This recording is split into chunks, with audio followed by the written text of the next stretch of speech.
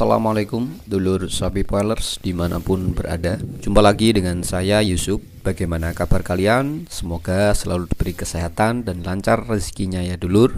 Di video kali ini saya akan membahas tentang usaha bisnis sapi jumbo dulur. Tanpa berpanjang kali lebar, kita langsung saja masuk ke materinya. Cekidot. Sapi jumbo merupakan julukan untuk sapi dengan berat di atas sapi-sapi normal. Umumnya, sapi besar dengan berat 400-600 kilo, namun ternyata ada sapi-sapi kelas berat, yakni dengan berat badan 800-1000 kg. Atau istilah populernya adalah sapi jumbo ya dulur. Tahukah kalian bahwa ternyata bisnis sapi jumbo merupakan ladang cuan yang menjanjikan. Tak tanggung-tanggung, omsetnya bisa mencapai miliaran rupiah. Namun, siapa sangka bahwa usaha ternak sapi jumbo masih sepi peternak. Sangat jarang sekali pelaku usaha yang memang benar-benar terjun menekuni usaha khusus sapi jumbo ini. Beberapa di antaranya adalah para kaum elit seperti artis, pejabat, bahkan ada yang masih muda loh dulur. Walaupun memang pasar sapi jumbo ini kebanyakan menyasar kaum elit juga ya dulur. Mulai dari artis, pejabat, dan pengusaha, banyak sekali yang berlomba-lomba hanya untuk mendapatkan sapi jumbo idaman mereka untuk momen spesial, misal Idul Adha dulur. Harga yang dijajakan pun untuk sapi jumbo ini tentu merupakan ajang paling bergengsi dibanding dengan harga sapi-sapi di hari-hari biasa ya dulur. Mulai dari 80 juta sampai bisa tembus 100 juta bahkan bisa lebih dulur. Harga yang selangit itu tentu bukanlah masalah penting bagi para konsumen sapi jumbo ini. Karena yang mereka cari bukan saja melulu tentang karkas dagingnya dulur. Namun ada nilai lain yang lebih berarti bagi mereka. Tidak lain adalah kepuasan. Ya,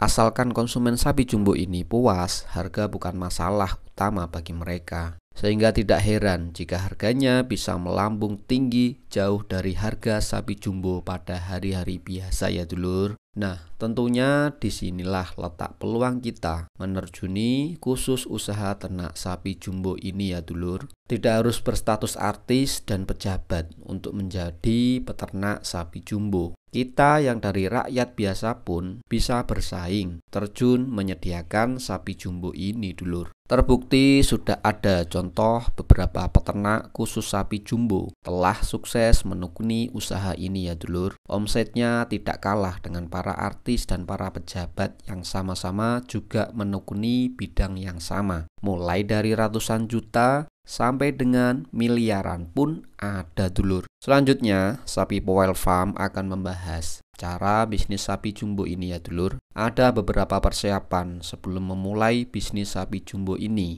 agar dalam tata laksananya bisa berjalan lancar sampai panen hasil sesuai dengan harapan ya dulur. Berikut adalah kiat-kiatnya. Usaha pemeliharaan sapi saat ini bertujuan untuk penggemukan atau fattening. Di sini cikal bakal sapi jumbo berasal ya dulur. Dan yang kedua adalah pembibitan atau reproduksi. Sistem pemeliharaan untuk tujuan pengemukan atau pembentukan sapi jumbo dapat dilakukan dengan 3 cara, yaitu pertama, pengemukan dry load fattening. Cara pengemukan dengan pemberian pakan penguat atau konsentrat yang terdiri dari biji-bijian, jagung, serta hasil ikutan produk pertanian seperti katul, bungkil kelapa, dan bungkil kacang. Pada pola ini, ternak dikandangkan terus-menerus. Mayoritas untuk peternak sapi jumbo menerapkan sistem ini, khususnya untuk kandang sapi jumbo skala banyak yang bertujuan untuk pemaksimalan bobot harian ya dulur, yaitu ADG 2 kg per hari.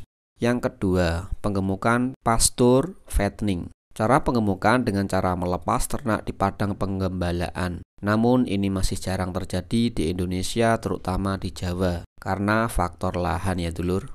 Nomor 3, pengemukan campuran. Merupakan perpaduan antara dry load fattening dan pasture fattening. Selain digembalakan, juga diberi pakan penguat atau konsentrat. Ada beberapa peternak sapi jumbo yang menerapkan sistem ini untuk skala kecil. Namun jika skala besar, faktor tambahan tenaga biasanya yang menjadi kendala ya dulur.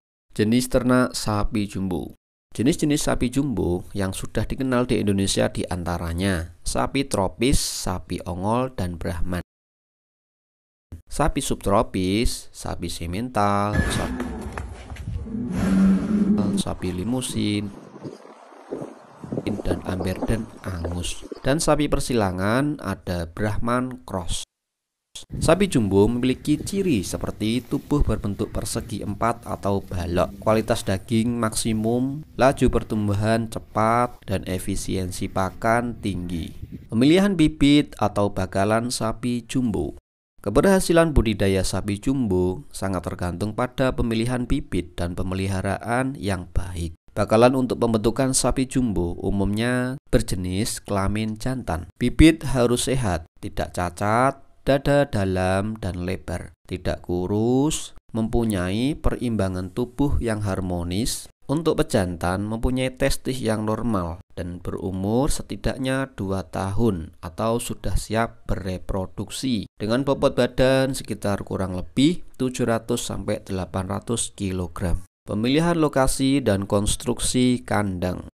Lokasi kandang harus strategis, dekat dengan lokasi pertanian dan perkebunan agar terjalin integrasi tanaman ternak. Cukup jauh, kurang lebih 50 meter dari pemukiman. Memiliki sumber air bersih dan dekat dengan jalan. Konstruksi kandang harus kuat, luasan memenuhi syarat. Sirkulasi udara dan sinar matahari cukup, drainase limbah baik, mudah dibersihkan, lantai rata, tidak licin, tidak kasar, mudah kering, tahan injak, terdapat tempat pakan dan minum. Ada 2 tipe kandang sapi jumbo. Kandang yang pertama adalah kandang koloni. Terdiri dari 1 ruangan untuk memelihara ternak dalam jumlah banyak. Kandang seukuran 10 x 15 meter. Dapat menampung 5-10 ekor sapi jumbo. Yang kedua adalah kandang tunggal. Terdiri dari 1 ruangan, digunakan untuk memelihara 1 ekor sapi. Kandang seukuran 2,25 x 1 meter atau 3,75 meter kubik per ekor. Pakan sapi jumbo. Dalam usaha sapi jumbo membutuhkan zat makanan yang mengandung protein dan energi. Pakan sapi jumbo meliputi hijauan, rumput-rumputan sebagai sumber energi dan hijauan leguminosa sebagai sumber protein, serta dapat disertakan pakan tambahan berupa konsentrat. Kebutuhan hijauan segar 10% dari bobot badan, sedangkan pakan konsentrat sebanyak 1-2% dari bobot badan. Konsentrat merupakan pakan tambahan yang mempunyai kadar serat rendah dan kadar energi tinggi. Hijauan rumput yang biasa dijadikan pakan sapi seperti rumput alam, rumput gajah atau Penicetum purpureum, rumput staria atau Staria specillata, rumput benggala, rumput raja atau Penicetum purpureopoides. Sedangkan jenis leguminosa seperti lamtoro atau Leucaena leucocephala, Kaliandra atau Kaliandra calotirsus mason, gamal atau Gliricida sepium, turi atau Sesbania grandiflora, dan Albesia. Sisa hasil pertanian yang dapat dijadikan sumber hijauan pakan seperti jerami padi, daun dan tongkol jagung, jerami kacang tanah. Jerami padi mempunyai kadar serat yang tinggi dan kadar energi rendah sehingga nilai cernanya rendah. Untuk itu diperlukan suatu perlakuan agar mudah dicerna, yaitu dengan proses fermentasi. Produktivitas sapi jumbo dapat diperbaiki dengan memanfaatkan mikroorganisme atau probiotik dalam pakan guna meningkatkan kualitas pakan dan memperbaiki kondisi rumen. Ada 2 cara pengolahan hijauan pakan sapi, yaitu melalui pengawetan dan melalui teknologi pengkayaan nutrisi atau khusus untuk limbah hasil pertanian dan perkebunan. Pengolahan limbah sapi. Di samping menghasilkan produk utama berupa daging, usaha sapi jumbo juga menghasilkan produk sampingan berupa limbah kotoran sapi atau feses. Setiap harinya, seekor sapi menghasilkan kotoran 10-15 kg. Pada peternakan skala kecil, mungkin hal ini tidak begitu berpengaruh karena jumlahnya yang sedikit. Akan tetapi pada usaha peternakan skala besar, limbah dapat menimbulkan masalah bagi pelestarian lingkungan bila tidak ditangani dengan benar.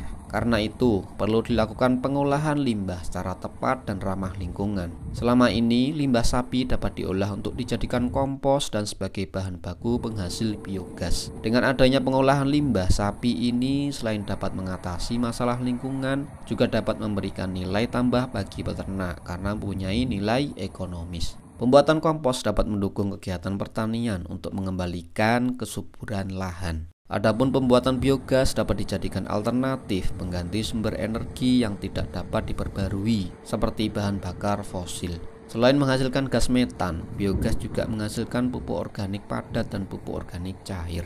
Penanganan penyakit. Beberapa jenis penyakit yang dapat menyerang pada sapi, foot rot atau kuku busuk, disebabkan oleh infeksi bakteri atau kuman Fusobacterium necroporus dan Fusiformis nodosus pada daerah kuku. Pengobatan dilakukan dengan cara membersihkan jaringan mati atau busuk di kuku. Kuku dipotong sampai bagian sehat terlihat. Kemudian direndam dalam cairan disinfektan seperti formalin 10% dan diperban.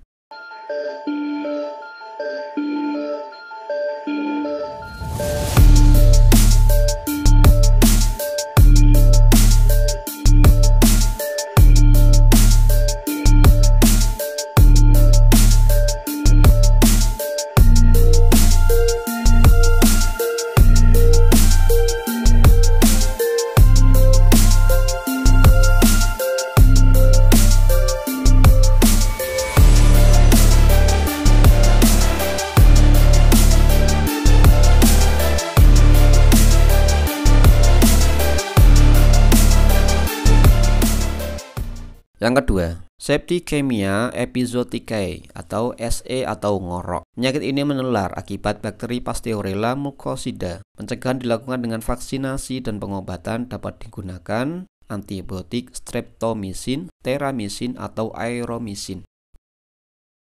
Yang ketiga, Malignant Caterhole Fever atau MCF atau ingus jahat. Disebabkan oleh virus herpes dan merupakan suatu penyakit infeksi, pengobatan belum ada. Untuk mencegah infeksi sekunder, dapat diberikan antibiotik berspektrum luas, tidak menempatkan kandang ternak sapi dekat dengan kandang domba. Yang keempat adalah antrak atau radang limpa atau kenang hideung. Bersifat menular dan merupakan penyakit zoonosis yang disebabkan oleh bakteri Bacillus anthracis. Pencegahan dilakukan di daerah yang pernah terjadi penyakit dengan vaksinasi, sedangkan pengobatan yang efektif yaitu dengan memberikan antiserum homolog dan dapat juga dikombinasikan dengan antibiotik penisilin atau streptomycin. Yang kelima, penyakit mulut dan kuku atau PMK. Merupakan penyakit sangat menular pada hewan berkuku genap yang disebabkan oleh virus. Pengendalian dapat dilakukan dengan vaksinasi hewan-hewan rentan dan pengobatan dengan antibiotik dapat diberikan untuk mencegah terjadinya infeksi sekunder. Pemasaran sapi jumbo. Pada umumnya, pemasaran sapi jumbo dipanen setiap menjelang Hari Raya Idul Adha. Sehingga 3 bulan menjelang Idul Adha sebaiknya sudah melakukan promosi-promosi di berbagai tempat. Kebanyakan peternak sapi jumbo melakukan promosi melalui mulut ke mulut. Hal ini bertujuan untuk meyakinkan akan kualitas dan pelayanan calon konsumen sapi jumbo dari konsumen sebelumnya ya dulur. Maka sudah seharusnya jika peternak sapi jumbo juga harus amanah dalam merawat sapi-sapi jumbonya agar kepercayaan konsumen selalu terjaga. Sehingga di momen-momen Idul Adha berikutnya akan selalu kembali membeli sapi dulur semua. Baik dulur, itulah sedikit wawasan tentang bisnis sapi jumbo. Jika ada salah dalam materi dan penyampaian, saya minta maaf ya dulur, karena saya hanya manusia biasa yang tidak lepas dari salah dan lupa. Sekian dulu dulur untuk jumpa kita pada video kali ini. Jangan sungkan untuk subscribe dan nyalakan loncengnya ya dulur, agar tidak ketinggalan video terbaru dari kami. Saya akhiri, wassalamualaikum warahmatullahi wabarakatuh.